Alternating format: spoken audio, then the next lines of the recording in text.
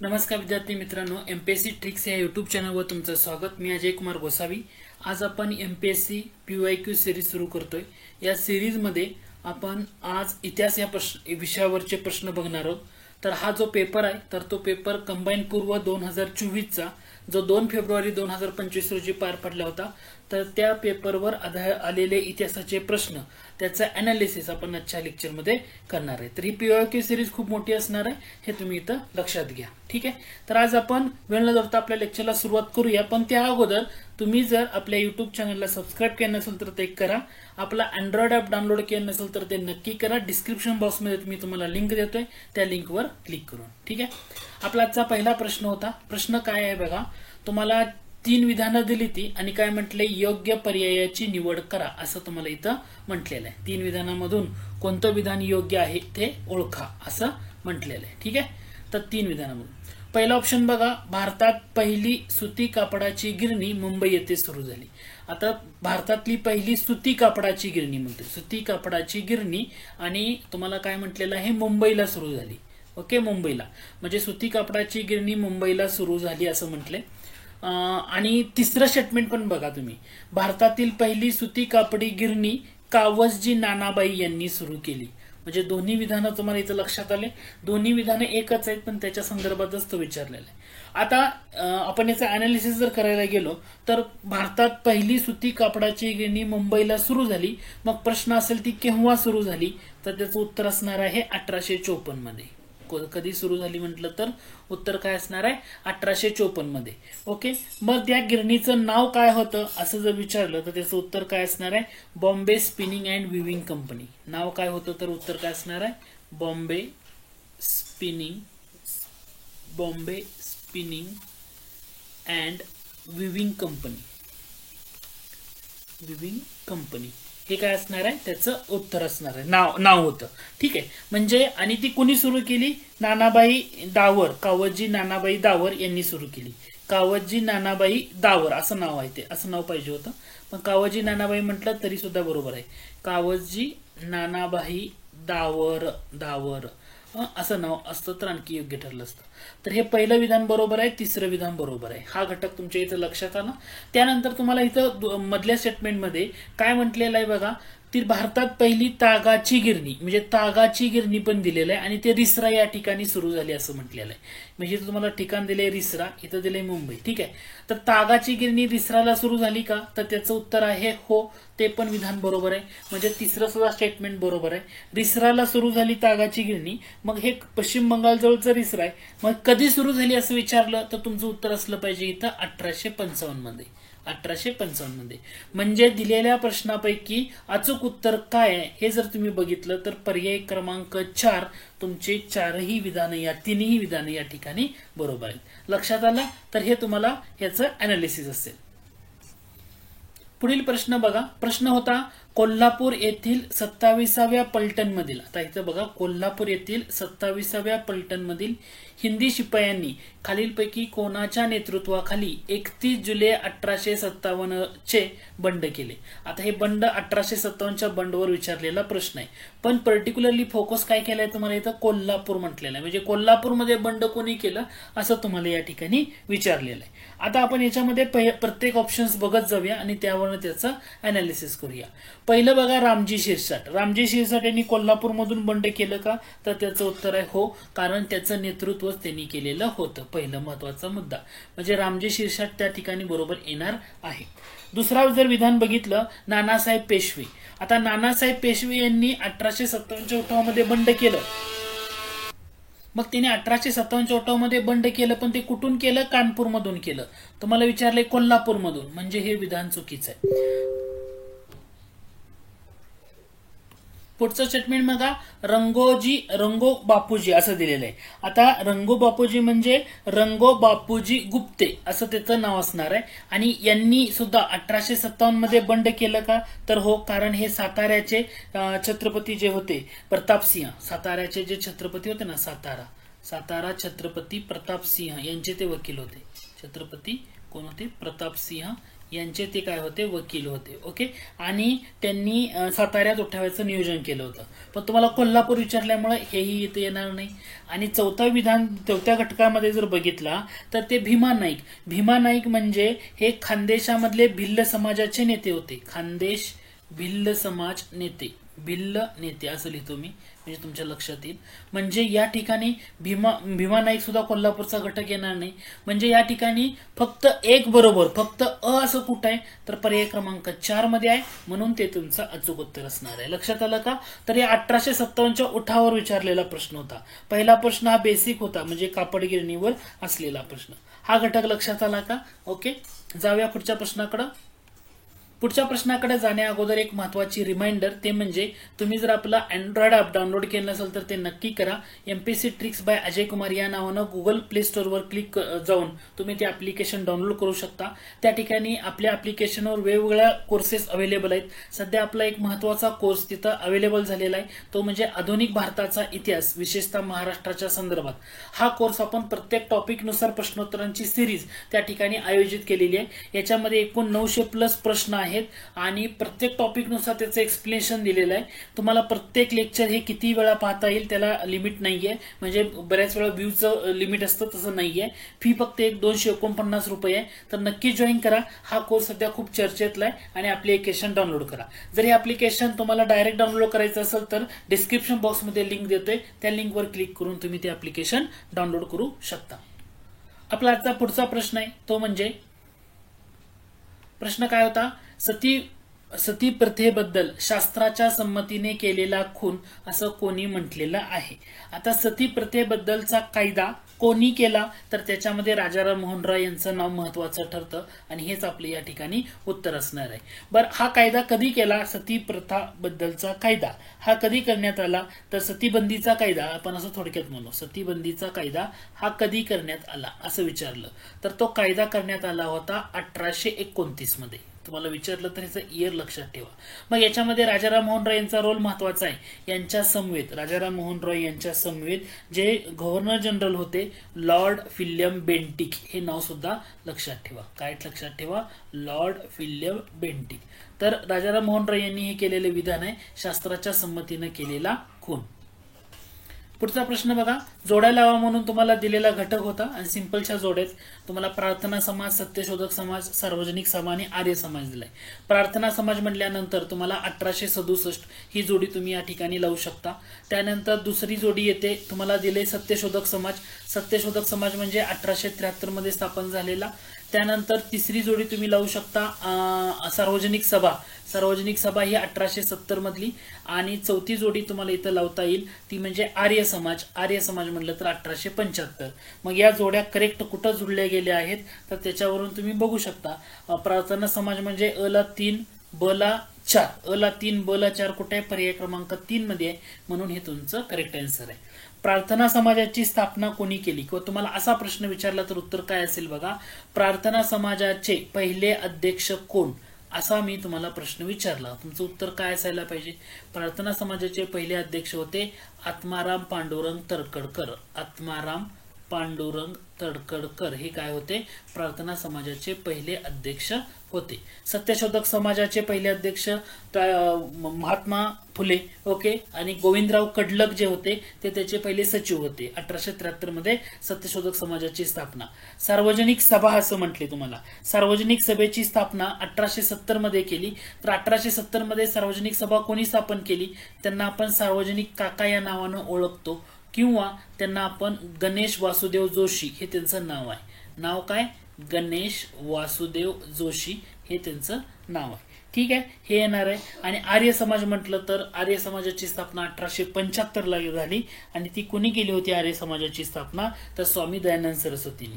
मग प्रश्न असा विचारला, आर्य समाजाची स्थापना कुठे झाली? तुमचं उत्तर असणार आहे 1875 ला मुंबईमध्ये झाली. परंतु मुंबई हे त्याचं प्रमुख केंद्र राहिलं का? नाही.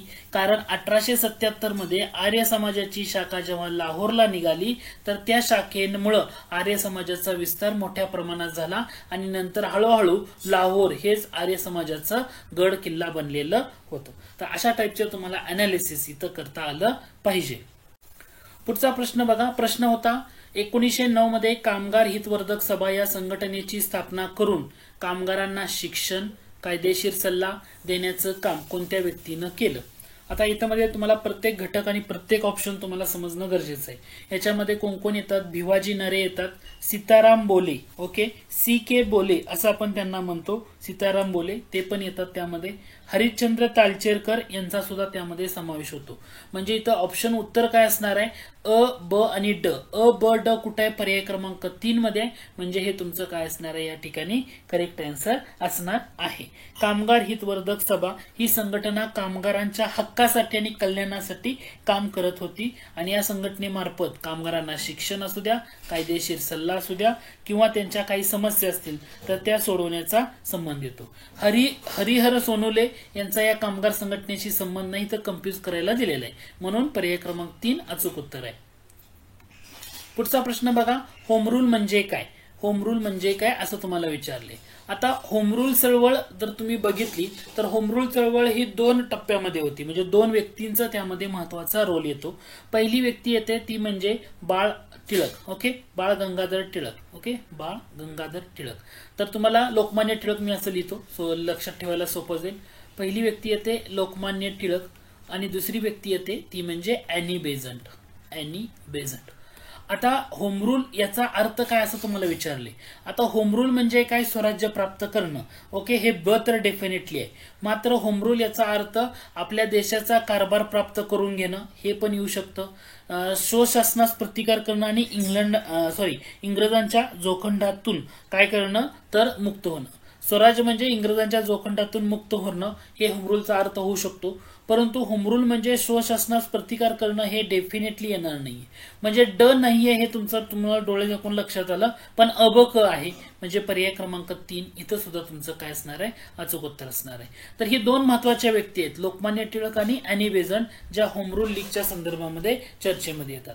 भारतामध्ये पहिल्यांदा होम रूल लीगची स्थापना कोणी केली तर ती पहिल्यांदा एप्रिल 1916 मध्ये लोकमान्य टिळकांचा रोल आहे आणि त्यानंतर ॲनी बेझंट यांचा रोल तुम्हाला या ठिकाणी पाहायला मिळतो।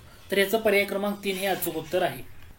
पुढचा प्रश्न आहे प्रश्न क्रमांक 7 मध्ये काय म्हटलेलं आहे तुम्हाला? तर इंडियन असोसिएशन बद्दल हा प्रश्न विचारलाय। पहिलं बघा 26 जुलै 1876 रोजी सुरेंद्रनाथ बॅनर्जी यांनी स्थापन केलेल्या इंडियन असोसिएशनचे पहिले सचिव कोण होते? तुम्हाला अध्यक्ष विचारले नाही, सचिव विचारलेले आहेत आणि यामध्ये ऑप्शन देताना सुंदररामन, W बांड, शिशिर कुमार घोष असे बरेचसे घटक दिलेले आहेत। तर याचं करेक्ट आन्सर येतं ते म्हणजे आनंद मोहन बोस, कारण जी इंडियन असोसिएशन ही संघटना स्थापन केली होती तर सुरेंद्रनाथ बॅनर्जी यांनी ही स्थापन केली होती आणि त्यावेळी त्यांना मदत केली होती ती म्हणजे आनंद मोहन बोस यांनी। कोणी मदत केली होती? आनंद मोहन बोस यांनी केली होती, म्हणून तर याचं करेक्ट आन्सर येतं आनंद मोहन बोस। तर सुरेंद्रनाथ बॅनर्जींनी हे पहिले सचिव तुम्हाला इथं विचारलेलं आहे। समजा तुम्हाला असं विचारलं असतं ही जी इंडियन असोसिएशन संघटना आहे याचे पहिले अध्यक्ष कोण, तुम्हाला जर याचा प्रश्न असं विचारला असतं पहिले अध्यक्ष कोण, पहिले अध्यक्ष कोण, तर तुमचं उत्तर काय असतं? सुरेंद्रनाथ बॅनर्जी।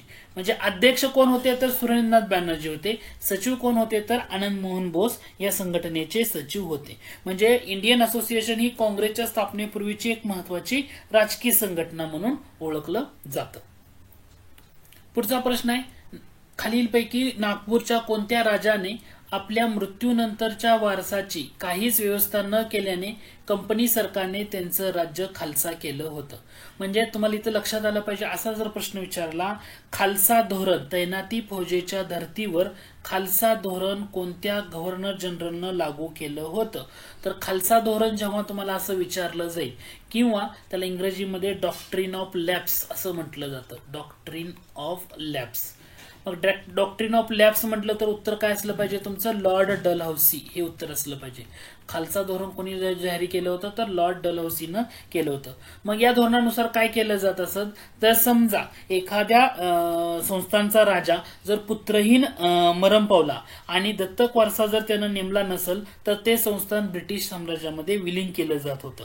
मग नागपूरचे, आता इथं तुम्हाला इथं उत्तर बघा, याचं करेक्ट आन्सर येतं ते म्हणजे पर्याय क्रमांक 2, कारण नागपूरचे जे राजा होते, नागपूरचे राजे तिसरे रघुजी भोसले, नागपूरचे राजे तिसरे रघुजी भोसले हे 1853 मध्ये काय झालं, निधन पावले होते. आणि ते निधन पावल्यानंतर त्यांचा नैसर्गिक वारसा कोणी नव्हता किंवा त्यांनी दत्तकही घेतलेलं नव्हतं. म्हणून या कारणावरून लॉर्ड डलहौसीनं काय केलं तर 1854 मध्ये नागपूर संस्थान खालसा करून ब्रिटिश साम्राज्यामध्ये जॉईन केलं. तर उत्तर असणार आहे पर्याय क्रमांक 2. पुढचा प्रश्न बघा, झाशीची राणी म्हणजे सर्व बंडखोरामधले एकमेव पुरुष होती असं विधान कोणी केलं.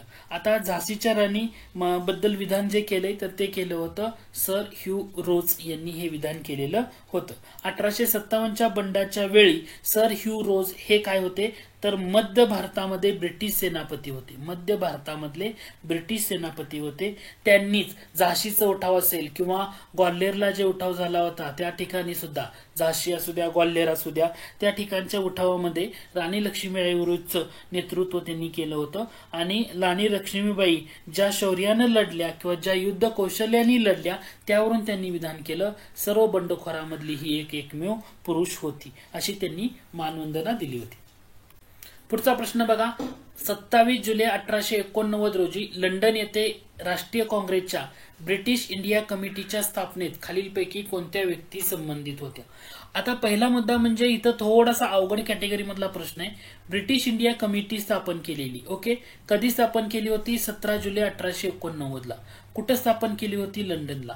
मग आता लंडनमध्ये ब्रिटिश इंडिया कमिटी स्थापन करण्याचा उद्देश काय, हिथून आपण या प्रश्नाला सुरुवात करूया. कारण अगोदर बघा 1885 मध्ये काय झालं होतं, काँग्रेसची स्थापना झाली होती. मग काँग्रेसचा जो प्रचार आहे, काँग्रेस संघटनेचा जो प्रचार आहे तर तो काँग्रेस संघटनेचा प्रचार इंग्लंडमध्ये करायचा होता. म्हणून काँग्रेस संघटनेचा प्रचार इंग्लंडमध्ये करायचा आणि तिथले जे लोक आहेत तर त्या लोकांना भारताच्या ज्या मागण्या आहेत ना तर त्या मागण्याचा पाठिंबा मिळवणं याच्यासाठी या ब्रिटिश इंडिया कमिटीची स्थापना करण्यात आली.